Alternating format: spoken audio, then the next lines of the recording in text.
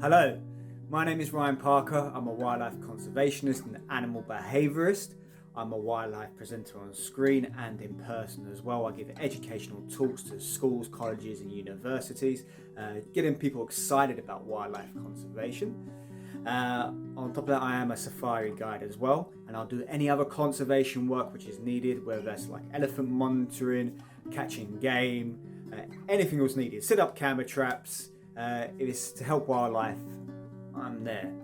On top of this as well, myself, I rescue animals. So I rescue animals from the exotic pet trade. Could be anything from snakes, parrots, fish, owls, iguanas, Nile monitors, big cats, monkeys, anything that needs help, I'm there to help.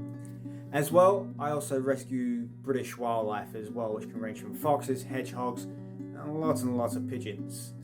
With that, I doing the rescues for free. I don't get paid to do that. So your help could really help me. Any small donation can help pay for my fuel. Like it costs a lot of money for me to drive around the UK rescuing these animals. Thank you. It also costs a lot of money for electricity, especially when it comes down to reptiles. And also safety equipment as well.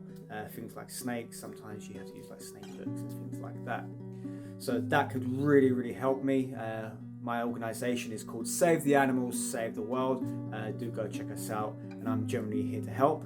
A few other organisations we could do with some help. So a lot of the rescues I do with the British wildlife, I take them to South Essex Wildlife Hospital. They are incredible. They will take any animal, British wildlife, and they really do save lives, and they release the animals back into the wild. They are my mentors as well. Another great place if you want to check out is Get to Know Animals in Epping. They also mentor me as well. All the animals at this small zoo are being rescued from the exotic pet trade, whether it's the alligator, the monkeys, skunks, tenrecs, hedgehogs, whatever it is, it's been rescued from the exotic pet trade. It takes a lot of money to feed these animals, so go check out Get to Know Animals, and if you can go and see them, support them, and donate to them, it really does help.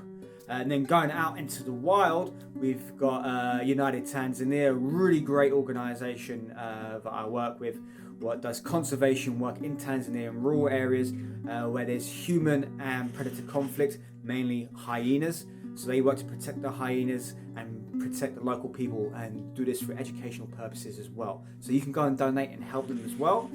And also do check out Rorona Goes Ape at Takamaga in Sierra Leone. It's a chimp orphanage where they rescue chimps from the bushmeat trade and as well from the exotic pet trade. They're doing amazing work out there. Go and give them some support and money as well.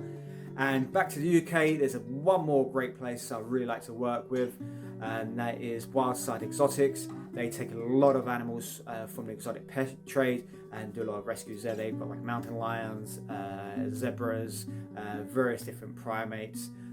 They do fantastic work, and there's lots of other great places as well. So you can go and support them. If you really want to, you can come support me and give me some money so I can go and help more animals. But thank you very much. Enjoy the podcast. Hello, and welcome back to Restore and Planet Podcast with me, your host, Jack Cole. So today I'm joined by Ryan Parker, who's going to be telling us about his extraordinary journey sort of around the world in conservation with lots of different animals. So first of all, Ryan, thank you so much for joining us today. And you start by telling us a little bit about your background and journey to where you are now. Thank you. First of all, thank you for having me. I'm always happy to talk about conservation. So I'm a conservationist. My background, I think, is a little bit different to most on the linear path into conservation. I started out as a child, as a baby. I was just obsessed with wildlife, mimic animals, and now I make animal noises for a living. But I went and studied like everybody else, and getting into conservation is one of the hardest jobs there is. It's really a competitive and cutthroat business. No matter how qualified you are, I still do volunteering work as well. And at some point, I become an actor. I figured it was really good money working in movies, and I could help animals that way. But I Save the Animals, Save the World is my organization. And I started it because one of the things I noticed with a lot of conservation NGOs and charities is it's really hard to be a part of it and be part of conservation. Where I believe for conservation to work, everybody around the world can make a difference. It doesn't matter who you are, what job you do, your age, your culture, your sexuality. Every single person on earth has a part to play.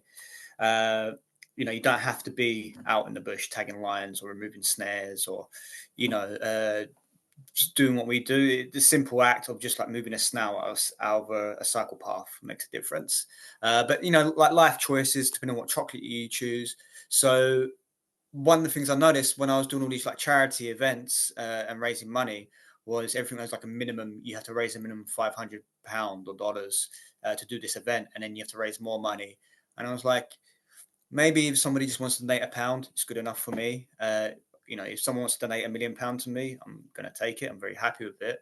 But if I have 100 people donate £1, I've made £100 rather than not getting any, saying no, sorry, we're not accepting that, it's too low. So I just really want to get everybody involved within conservation, and doing what I do. Like I said, it's very competitive, so I just decided to just go for it on my own and contact as many conservation programs as possible. I generally care, and I just deeply love wildlife, so I just generally wanted to help. And then over time, more and more, it started building up, and then I went from just doing guest talks to animal rescues to doing safaris to doing game capturing, ecology, uh, wildlife presenting. Yeah, it's just got like really really bigger now from when it started, just from just being awareness, and it's just kind of like built its way up, sort of thing. Fantastic. And so tell us about some of the causes that you're currently focused on. Um, Conservation as a whole. So for me, the education I think is extremely important. I would say the role of lecturers, professors, teachers, educators is probably the most important role we have in conservation, because it's it's not taken away from all the conservationists and anti-poaching patrols out there doing an amazing job and working in these harsh conditions. But without anyone spreading the word what they do, they're not going to get the funds to do it, and and the future generations who might want to do that job. So the ones who are in the classrooms doing podcasts, wildlife documentaries, teaching the people about that, I think is really important. So education for me is so important. That's why I do all these presenting jobs and education within schools.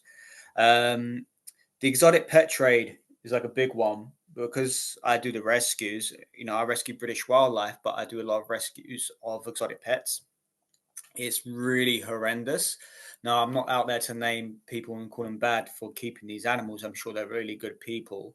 But I'm at the other end where I see these animals coming in, and a lot of them are kept in horrid conditions. So, right next to me here, a couple of royal pythons, which a girl handed to me because she was afraid of snakes. Um, and I've had them for a few months because they're so hard to rehome. So, these are the second most rehomed species in the world. So you got skunks, cheetahs, mountain lions, alligators, wolves, lions, uh, various different primates, parrots, hedgehogs, tenrecs, all part of the exotic pet trade. And a lot of these animals, even if they are bred in captivity, are still being taken from the wild and still being poached, and it's having like a really bad effect on the numbers in the wild. I mean, the royal python, bred extensively in the UK, in the United States, and Europe, but it's still being poached from the wild in Africa. If you look at species like the cheetah, which the cheetah was suffering, it suffered really bad from habitat loss. It used to roam from India right through Arabia and down to southern Africa. Its population is completely fragmented, and its genetics are bottlenecked through inbreeding. Now, conservation programs around the world have been working to build up that species and build stronger genetics. And India's done the great thing of rewilding cheetahs back into the wild in India. So it's the first time cheetahs have been back in about 70 years, which is great. And then some groups of people are now going into the wild, taking cheetahs from the wild so they can have them as exotic pets in certain parts of the world. So I'm seeing it from both ends, from the conservation point of view, And then from like the animal welfare point of view, where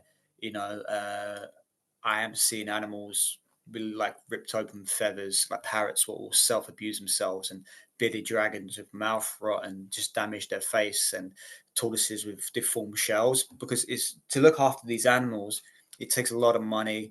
Uh, like just to feed myself as a human being, it's expensive. I hate going shopping because I look at the bill and it just and paying rent and electricity and things. And then when you got an animal like an iguana, what needs and a Gordon Ramsay diet of vegetation every day, or you got to feed something like a big cat, like that amount of meat, it's expensive. And a lot of people hand in animals to me because they can't afford to keep that animal no more, or various different reasons. So I really want to, if I can, eliminate the exotic pet trade. But bring in tighter restrictions where I don't think everybody should be able to just go out and buy a tarantula or a monkey. I mean, people just don't know. I mean, I had a woman approach me last week and said she wants an aardwolf, which is a really beautiful animal. And she said it looks like a hyena, but it's a type of fox. And I was like, no, it's not a type of fox. It's a hyena. It's one of the 4 species of hyena. She said, well, I don't know. I'm a reptile specialist. Well, you shouldn't be buying that animal if you do not know what that animal is. Aardwolves are insectivores. They eat termites and ants out in the wild in Africa. They're nocturnal. So I want to bring tighter restrictions on that, and with that, I am working with some great rescues. You got Get to Know Animals in Epping, in northern London. I do quite a bit of work for them. You see me like feeding the alligator there. On Bank Holiday Monday, we've got a live presentation for the children. So that's incorporating education and exotic pet trades, where I'm going into this to make it exciting for children, get them excited about it, but at the same time, teaching them and their parents, don't go and buy a snake. Don't go and buy a tarantula. Please don't buy a skunk. Uh, so it's those sort of things. And then also, for me, ecotourism, getting people into the wild. I just want to get people excited about wildlife conservation and make them fall in love. Like I just generally love it. I love being in the wild. Uh, if I could, I did try to convince the Kenyan government just to let me just go and live in the Masai Mara by myself and just go and walk about. Apparently, it's dangerous, and they wouldn't let me. But they got a lot of messages from me just asking, because I genuinely love it, and I couldn't figure out how to get people to fall in love with it because it's something I love, right? Like if someone has an obsession with Rolex watches or whatever, I don't get it. It makes no sense to me. If that's what they love, let them be. But it was the same thing. How do I get people into that? And when I was on doing a safari and we was looking at rhinos, I could hear people crying behind me, and then they were like crying again when they saw like a lioness with their cubs and a leopard in the tree. And I was doing a walk around in Nairobi National Park, and there was a bunch of school kids there from Nairobi, never seen these animals before, and I spotted a leopard. And I had about 30 kids just using my binoculars, and I'm like, wow, wow. And it clicked. That was it. That's my sale pitch for conservation. So that's just one of the causes. I just want to get people into the wild. That's my thing, because you've got all these amazing, great causes in the wild. I mean, yeah, I've worked with like leopard conservation, cheetah conservation, alligator, crocodile, shark conservation, all these different great NGOs and rescues and anti-poaching patrol teams. And you got United Tanzania, who works with hyenas in Tanzania. And they work in rural areas, so they're working not in the Serengeti or anything like that. It's a place where there's human and wildlife conflicts with the hyenas. So we've got a safari going on sale this week, what I'm doing with Roads Tours. And our safari is incorporating that with United Tanzania, where we're taking uh, clients, tourists to United Tanzania. So they get to do the safari and the beautiful thing, and they get me as the presenter out there. But then we get to take them to a place where we're showing this is what camera trap is, this is hyenas. Then we'll also take them to other conservation places. So it's getting people involved in conservation and just make them fall in love and see what we're fighting for. Because I can be there on screen all the time and be like, yeah, guys, let's save the chimpanzees, let's save the pangolins, let's save the painted dogs. And people are like, yeah, but unless you're there and you smell the air, I mean, like every time I go to Africa, I'm like, this smells like Africa. I can smell it. It smells great.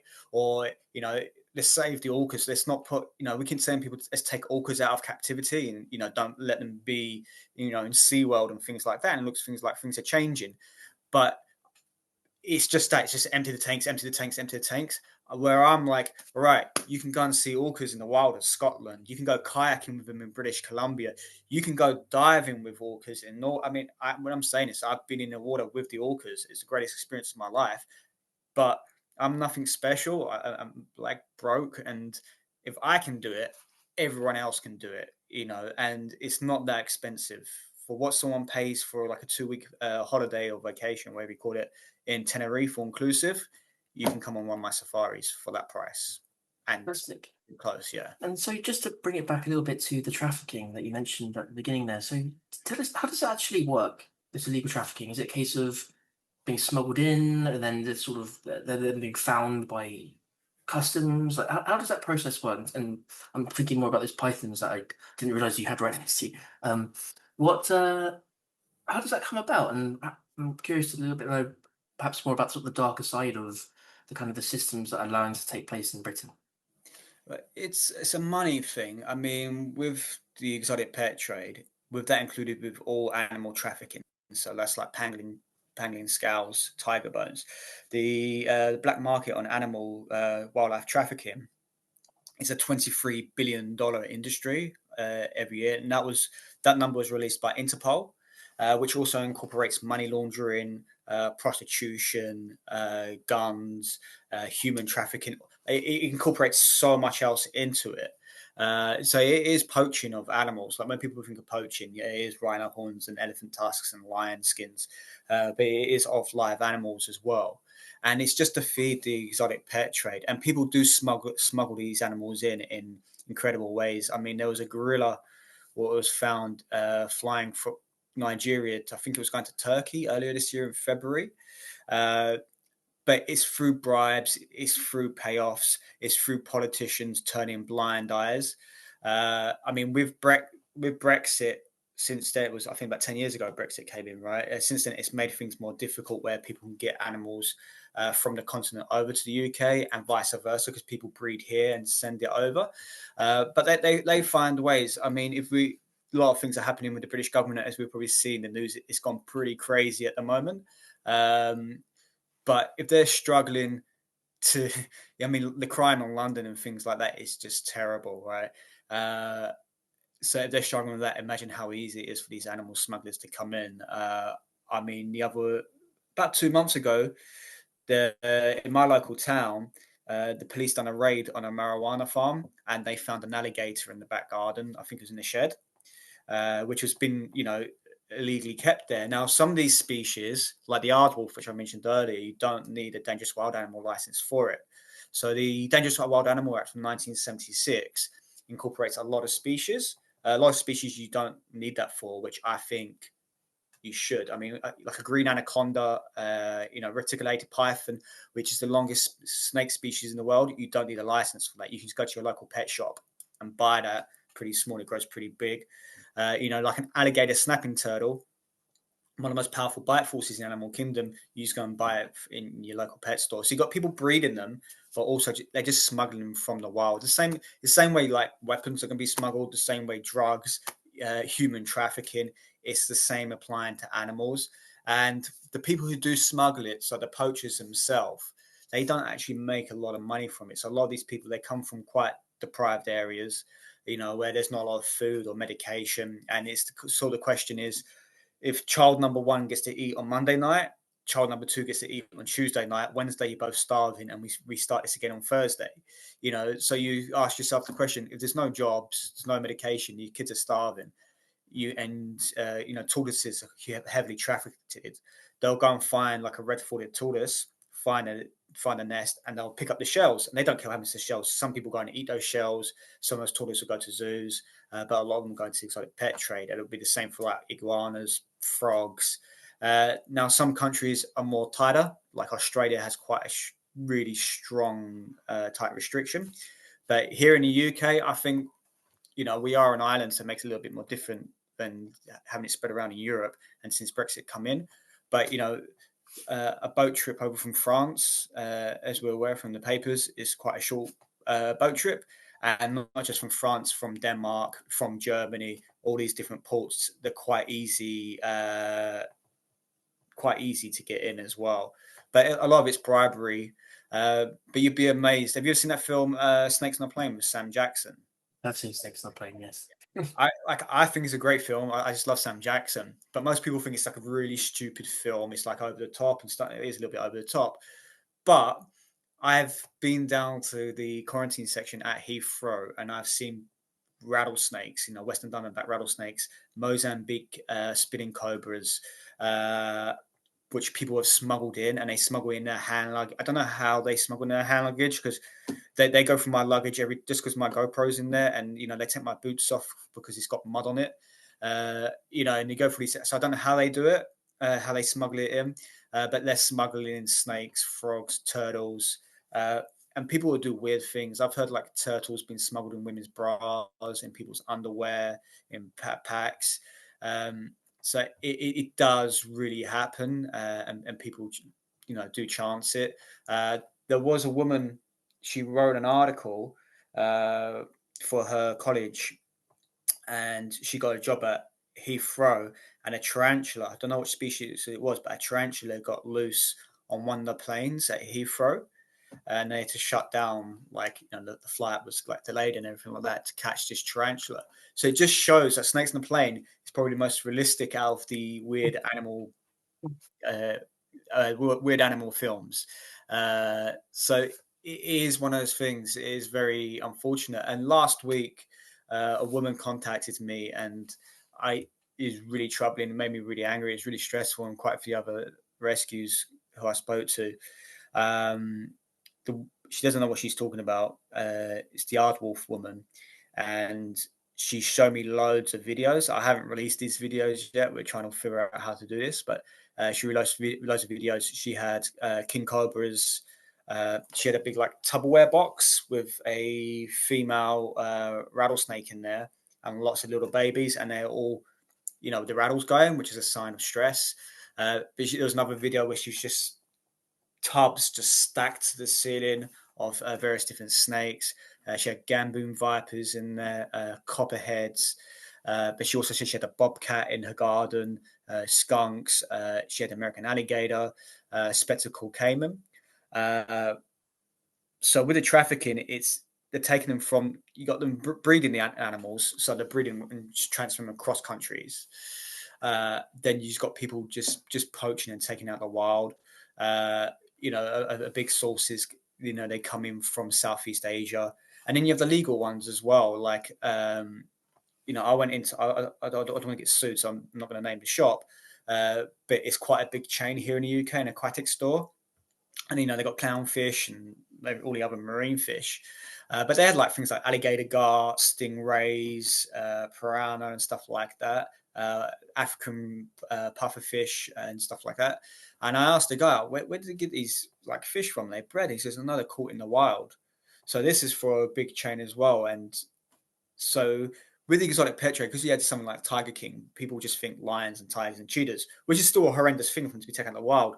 But it's also all your parrots, your smaller primates, rodents, fish, amphibians, scorpions.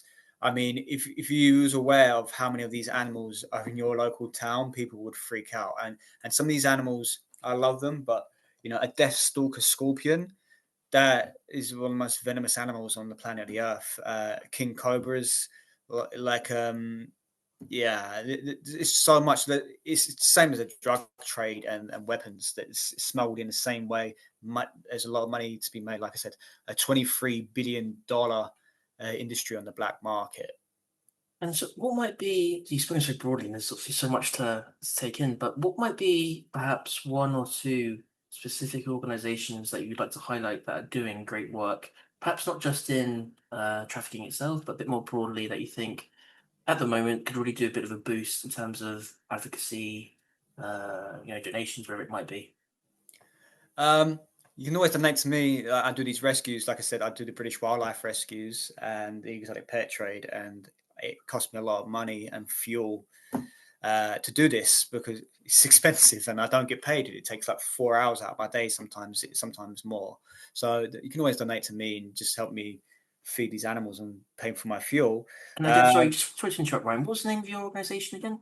I know we'll it's highlight it. It was sorry, go Save on. the Animals, Save the World. Right, of course. Save the Okay, Animals, we'll Save make the sure we World. put in links and stuff. Yeah. So the other one is Get to Know Animals, the one where I'm going to be doing the talks with. So they're like and it's small indoor zoo, but every animal there has been rescued from the exotic pet trade. The monkeys are there, the alligators there, the skunks, everything's been rescued. And when you go there, you will see animals with scars and feathers missing and things like that because of the exotic pet trade.